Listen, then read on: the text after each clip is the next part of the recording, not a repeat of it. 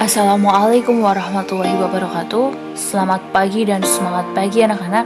Bagaimana kabar kalian hari ini? Semoga dalam keadaan sehat, tak kurang suatu nikmat apapun. Pada kesempatan kali ini kita akan belajar tentang hurufat. Apa itu hurufat? Kata hurufat berasal dari bahasa Arab al-khurafat yang berarti dongeng atau cerita bohong yang tidak masuk akal. Sedangkan secara istilah, hurufat adalah suatu kepercayaan yang tidak memiliki dasar dari agama.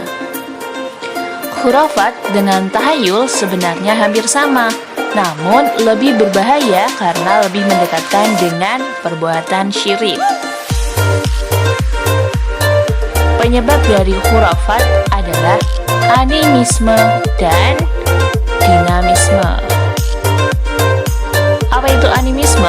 Animisme adalah suatu kepercayaan pada jiwa dan ruh yang mana jiwa dan ruh tersebut dapat memengaruhi alam manusia. Sedangkan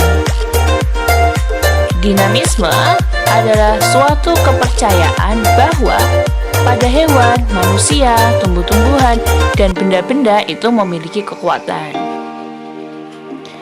Adapun contoh perilaku hurufat antara lain yang pertama, mencari berkah pada kuburan orang yang soleh karena diyakini akan memberikan keberkahan.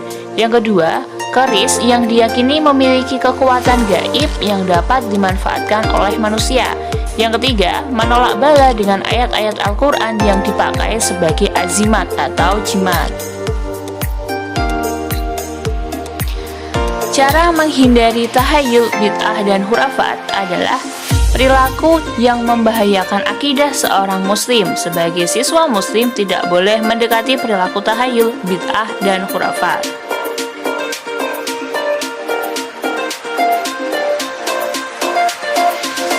Adapun langkah-langkah yang bisa dilakukan antara lain, yang pertama, memahami tujuan dari ibadah yang akan dilakukan. Seseorang melaksanakan ibadah pasti ingin mendapatkan pahala dari Allah Subhanahu wa Ta'ala, dan dirinya semakin dekat dengan Allah Subhanahu wa Ta'ala. Dengan mengetahui tujuan dan maksud dari ibadah yang dilakukan, maka orang tersebut tidak akan keliru dalam melakukannya. Yang kedua, memperdalam ilmu agama hingga menuntun ke jalan yang benar. Ilmu agama penting untuk dipahami agar kita tidak mudah terjerumus ke dalam kesesatan. Orang yang tidak tersesat maka hidupnya akan bahagia.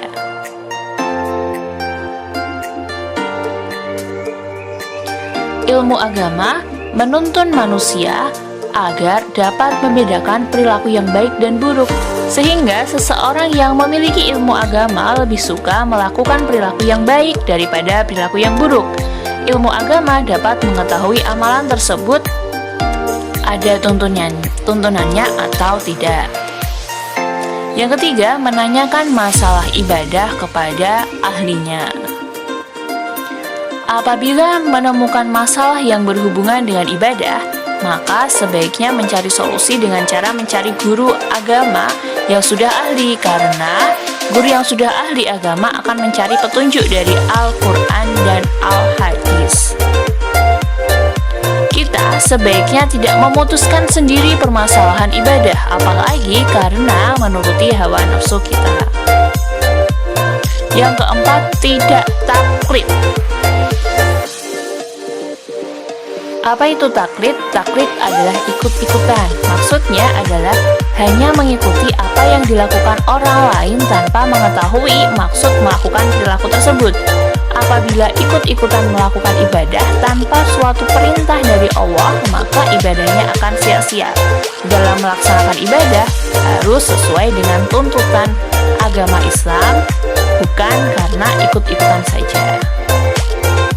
Sekian dan terima kasih. Kurang lebihnya mohon maaf. Assalamualaikum warahmatullahi wabarakatuh. Tetap semangat belajar daring di rumah ya.